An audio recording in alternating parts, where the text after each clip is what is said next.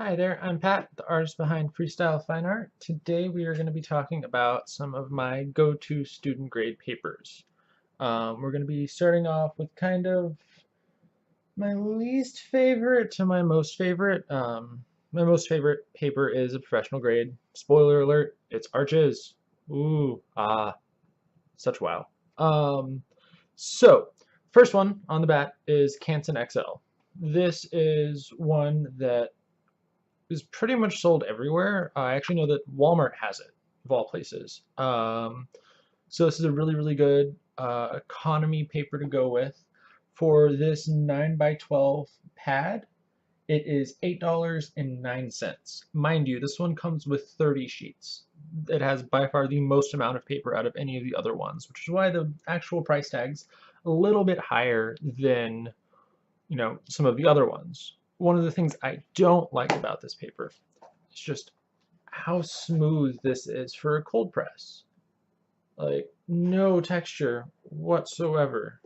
Like it's like see you can kind of see it there. Like there's nothing, which is awesome if you're doing a lot of botanical work or highly detail oriented work. Which let's be honest, if you're starting off with watercolor, you're probably not doing that. But definitely something to aspire to. So this is a solid choice. It is 100% wood pulp, acid-free paper. The sizing on it's a little weird. I'll show you in the demo.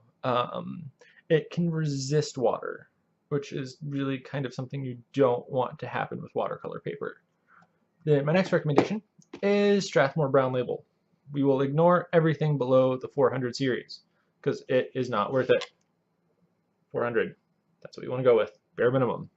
This is also a 100% wood pulp paper. It has a bit more texture than the Canson paper does, but not by a whole lot. You can kind of see that there. Yeah, see? It's good. This is what a lot of people start off with. I do love their brown label sketchbooks. I use them all the time. For this 5.5 by 8.5 inch pad of 12 sheets, it runs for $3.13. That is why so many people use it. It is cheap. Definitely, it's marketed as an artist paper, but I honestly don't believe that it should be. It's there are a lot of problems with it. It pills, there are back runs, and if that's not what you're going for, which most people aren't going for that, it can get really frustrating to start off with. Next is the Fabriano Studio Watercolor. This is their student line. This one comes with 50 sheets, and it is 25% cotton. This is like we're gonna start getting into the fun stuff. Cotton paper, um, generally speaking, is better for watercolor. It it has to do with how the chains of the cotton link together. It actually absorbs the water really, really well. And like as you can tell, this one has some like the texture on it's a lot better. And you get some really, really cool effects. All of these papers I'm showing you today are cold pressed. That is generally what you're going to want to start off with when you're learning how to use watercolor. It gives you texture and it's just better to start off with. It is a decent thickness. Everything we've looked at so far is 140 pound. Doesn't mean each individual paper is 140 pounds. It's a ream of papers, which is I believe 500 of the full sheets, which is 22 inches by 30 inches, stacked on a scale, weighs 140 pounds. That's how they determine the weight. 140 is the lowest weight you're going to want to go with for watercolor. If you're doing any kind of work, if you're doing just like pen and ink, you can go with a 90-pound mixed media, which Canson actually has a fantastic mixed media paper for that. It's incredibly smooth. I know a lot of fashion illustrators who use that and swear by it and love it. It's not my cup of tea, but if it makes you happy, do it. This pad of paper runs for $6.42 on Jerry's Artorama. I believe that was during a sale, but yeah, no, the stuff's awesome. I love it. Now we have, let's actually do it this way. Next we have Arches. This is kind of the gold standard for all watercolors, or all watercolor papers. It's 100% cotton. It has this like Fantastic texture. It almost feels like a rag. It doesn't quite feel like paper. It works wonderfully. I love using it. The only issue is that it's pricey. For a pad of 12 sheets, it costs $11.45. For a block, which I'm about to show you, it runs for $27.96. One cool thing about blocks, and this the Stonehenge, or the Legion Stonehenge Aqua Cold Press watercolor paper, which I love. This is my top two papers. This is the one I use the most. A block is sealed on either two, which in this case is two, or all four sides with a little hole on one side where you can slip your palette knife in and just kind of cut off your top paper after you're done with the painting. One of the reasons I like this paper so much is they say it's handcrafted for watercolorists, you know, designed by people who do watercolor, who know what they're looking for. And Arch is fantastic. As I'm sure you noticed with my paint video, I kind of have issues with companies that do the same thing for hundreds of years and expect to be constantly praised for it. Looking at you, Winsor & Newton. But that's what I like.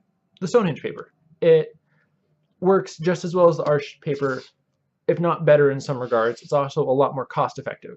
For a 9x12 block, where it's sealed on two sides, it's $16.50, as opposed to the $27.96 for the exact same thing for Arches, which is now owned by Canson, by the way, and I think they changed their paper formula because it doesn't act how it used to act.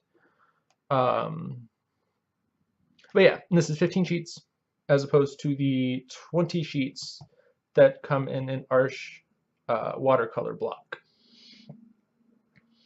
But yeah, so that's kind of the paper. These are the brands we're going to be looking at today. We can toss these to the side. And here are the test pages. There is a little bit of a size difference in some of them.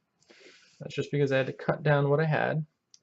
One thing I will say about Arch, though, is they do sell their paper in giant 22 by 30 inch sheets. That's usually the most cost-effective way to do it, or to use their paper. And you can just tape it down to a waterproof board or something like that. I actually use a half-inch foam core board for myself whenever I tape down paper, which I don't do very often because I don't do a whole lot of like really wet work.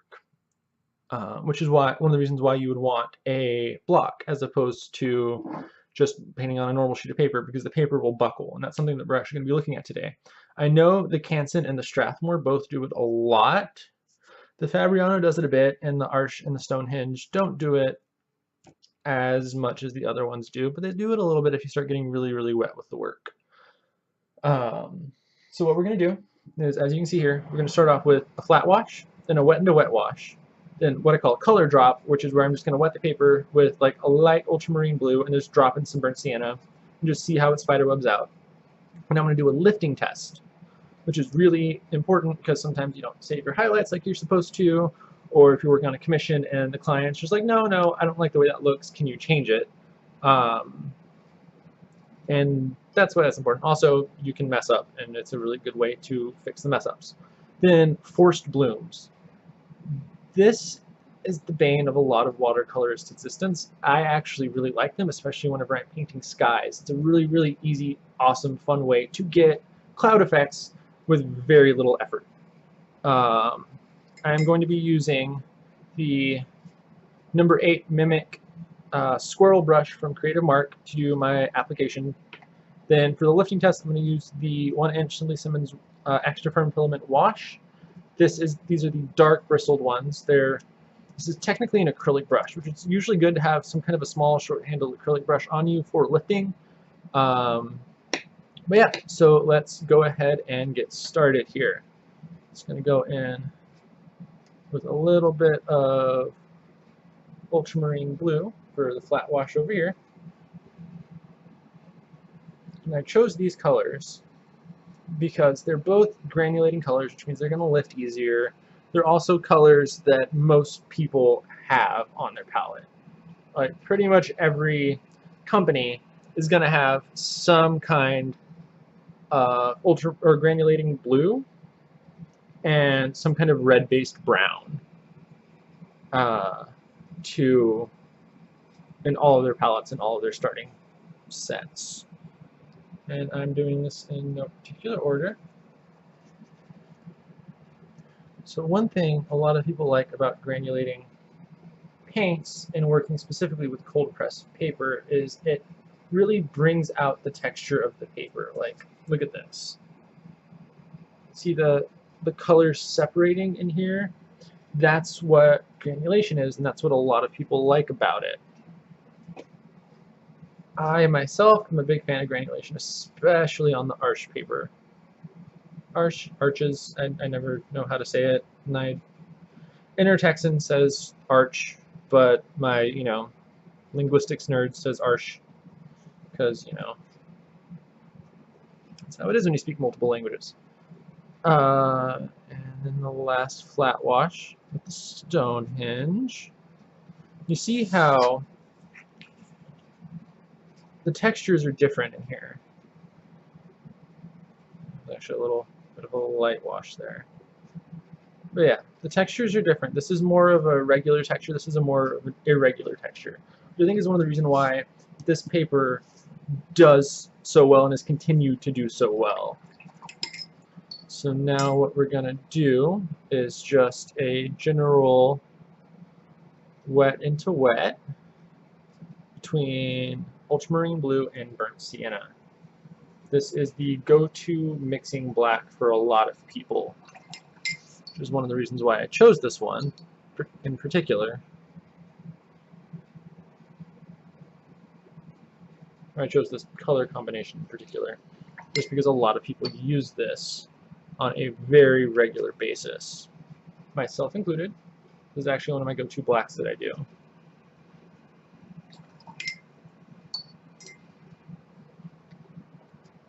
And I am using a 2-bucket water setup because that's what you do when you're working with watercolors. You use one for your clean water and you use one as your rinse water. I generally use a much smaller bucket for my clean water because I tend to change out my water in between every painting just to kind of like not cross-contaminate the colors, since I do use so many different brands of paint. It's useful, honestly, to do it that way, at least in my opinion. It's useful to do that. So I might get some blooms on this Canson paper in here where I went in with a little extra water. I'm curious to see how that works out. And we have the Fabriano, which is honestly one of my favorite student grade, like cheap student grade paints. Just because it does have some cotton in it, and it works really well. Has a good texture. It's really relatively inexpensive. It's just you're not going to get a lot of the fancy stuff that you see other YouTubers and watercolorists get with it, as opposed to like the Arch or the Stonehenge or what have you.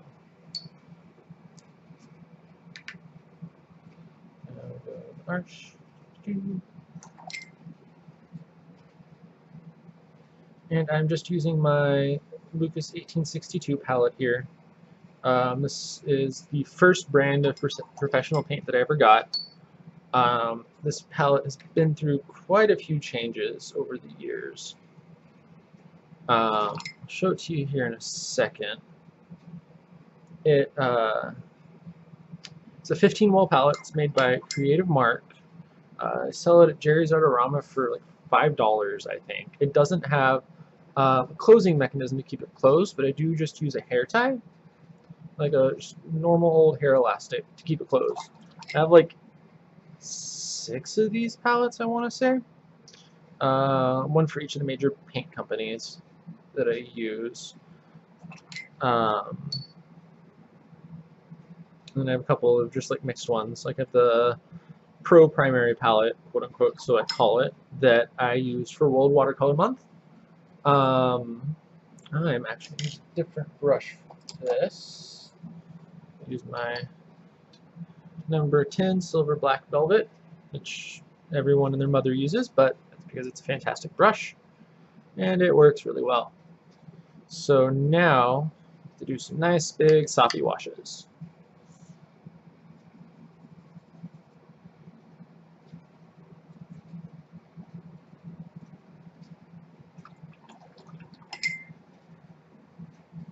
I'm just gonna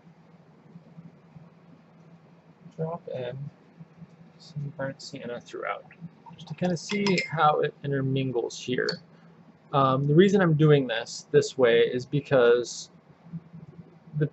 each paper will disperse the pigments in the binder and the paints differently, which will create different effects. And it's, none of them are necessarily bad. It just kind of depends on what you're going for in the painting. Like, notice how the Strathmore disperses the brown a lot quicker and more even than the Canson does. And it kind of creates these really cool neutral bubbles around the outside of the browns. Which, like I said, isn't necessarily bad. It's just, what are you going for with the painting, the project?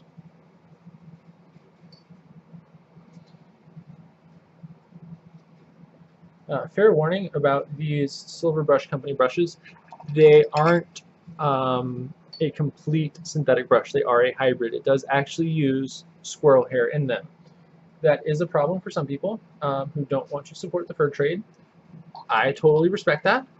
I actually did not buy these brushes for myself. They were bought for me secondhand. So that's how I justify it myself. But if that isn't a problem for you, that's totally okay. Do whatever makes you happy. That's how I see it. So I just do love how much water these brushes hold. I have one of the giant 1-inch oval washes, or cat's tongues, and I just love that. I use it in place of a flat most of the time because it comes to a really nice point.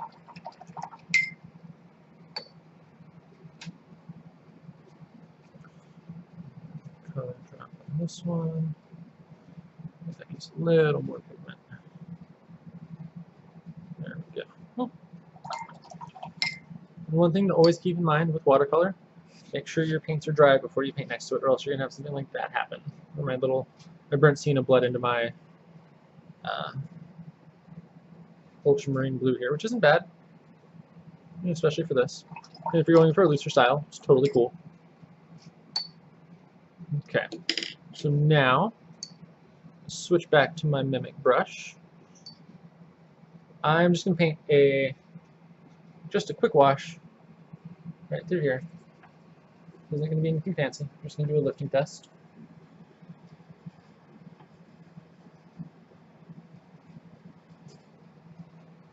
Generally want it to be a pretty even coating of paint.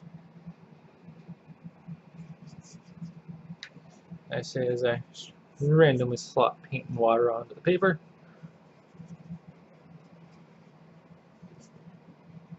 And just as kind of a full disclosure thing, I'm not sponsored by any of these companies.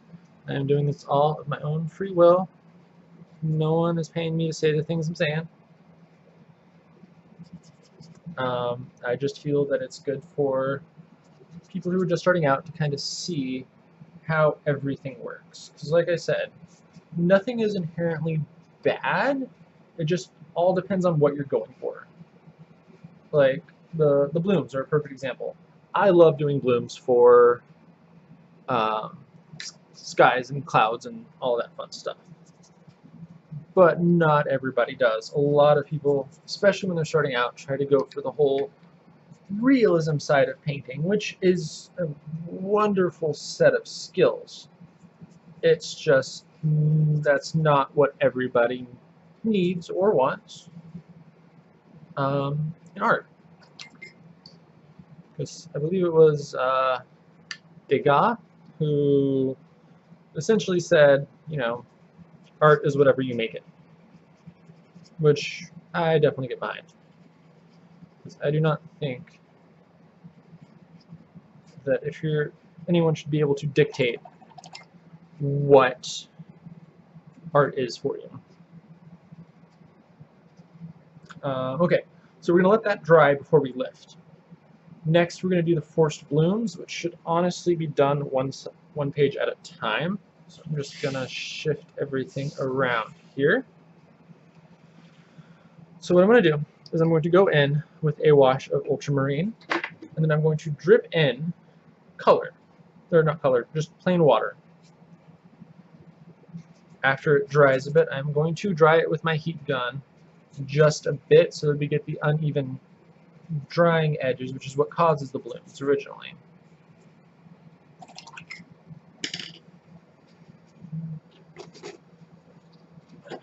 Okay.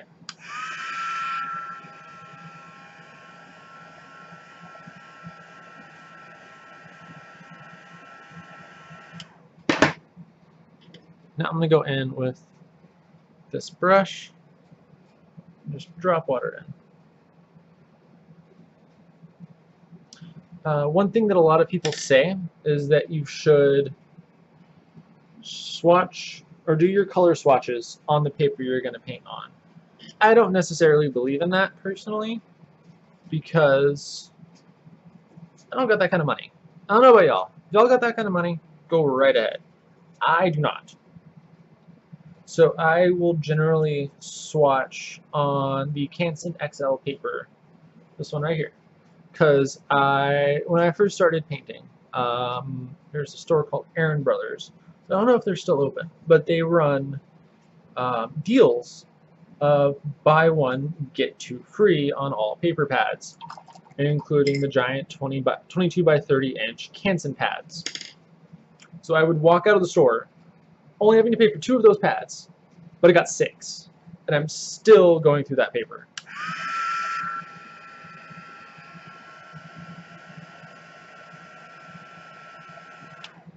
So honestly, me doing the swatches with them is just me trying to burn through that paper. I have gifted some of it to friends. That has, helped.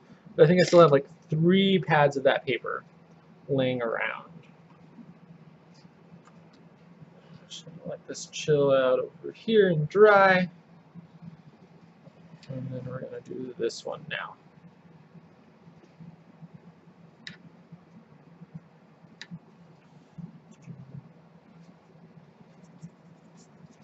One thing, a lot of color pencil artists like to use the Fabriano Artistico bright white hot pressed watercolor paper for their art.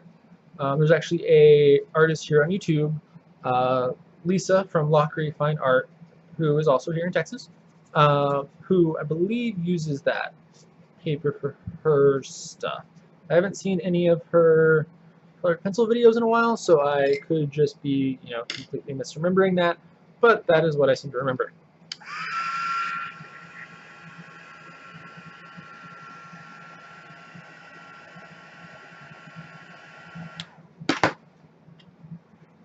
Which, if you don't already subscribe to her, you totally should. She is fantastic. I love her. She's actually the reason I started doing YouTube. Also, I have some friends who also watch her who say we are essentially the same person. We have a love of teal, and we name everything Noodle. So that is the thing. And now we're at the arch, which one thing a lot of people love about cotton watercolor paper is that it's really hard to make blooms happen. Just because of how the water absorbs into the paper. And the fact that it absorbs it more of a rag style than a paper style, I believe, is the science behind it. Do not quote me on that. I barely passed high school biology. So I'm going to try this.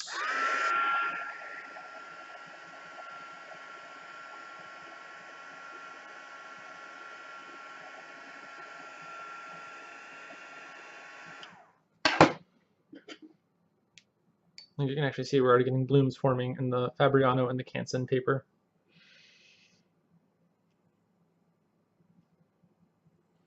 One thing you can do to force blooms is use a little spray bottle, which depending on the quality of paints you're working with, You might want to just have one on hand anyways for activating the paints.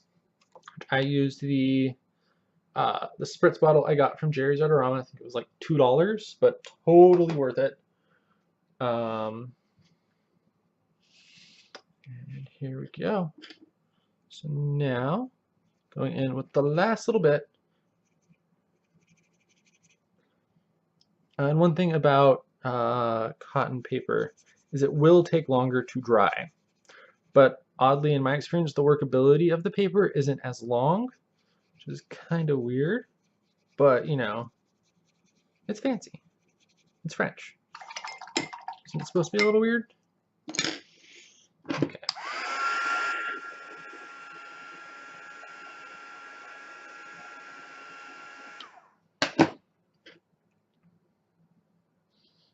Drip, drip, drop.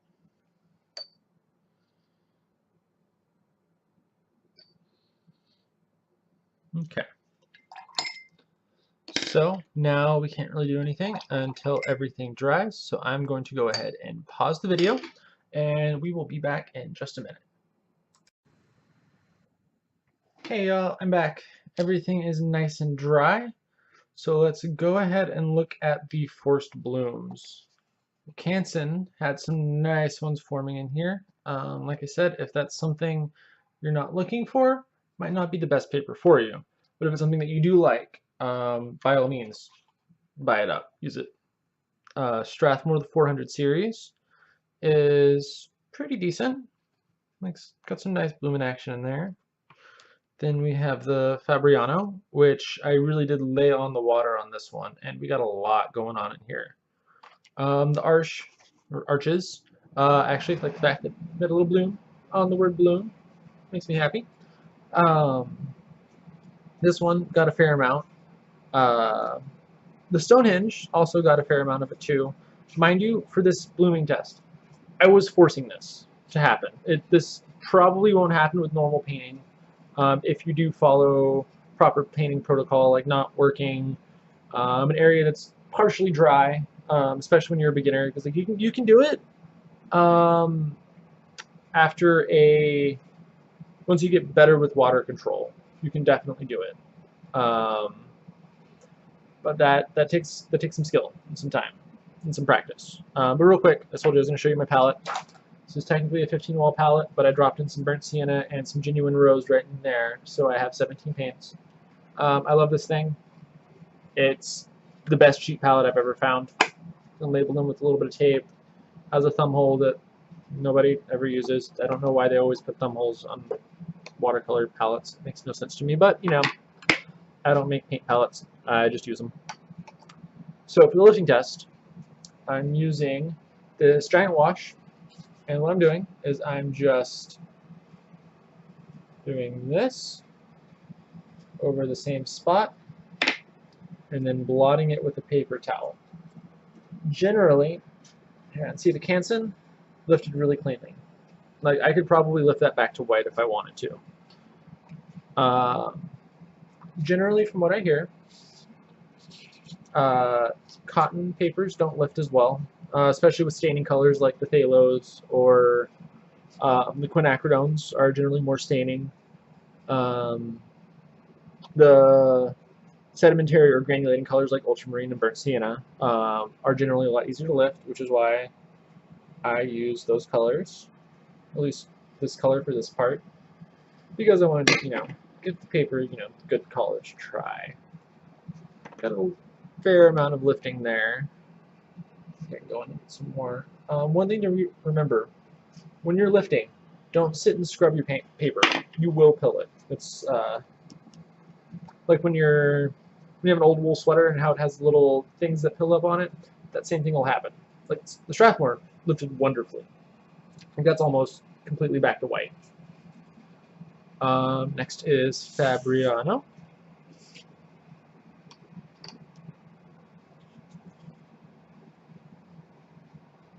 This is a 25% cotton paper, so we can expect not a whole lot of lifting action. Yeah, I'm just gently bringing the brush across it. and then just blotting it with a relatively clean paper towel. We got some decent lifting here.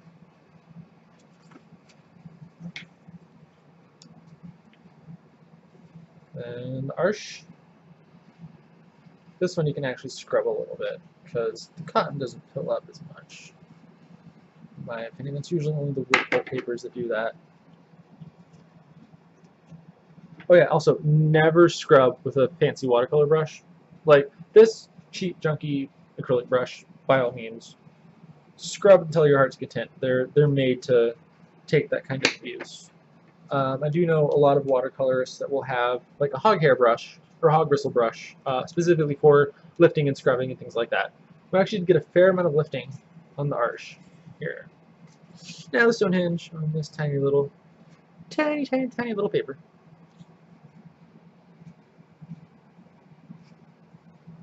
This is also cotton, so I am like scrubbing it a little bit. And we got some great lifting there. Like the color's still in the little divots of the paper just a bit. You can probably just scrub that out.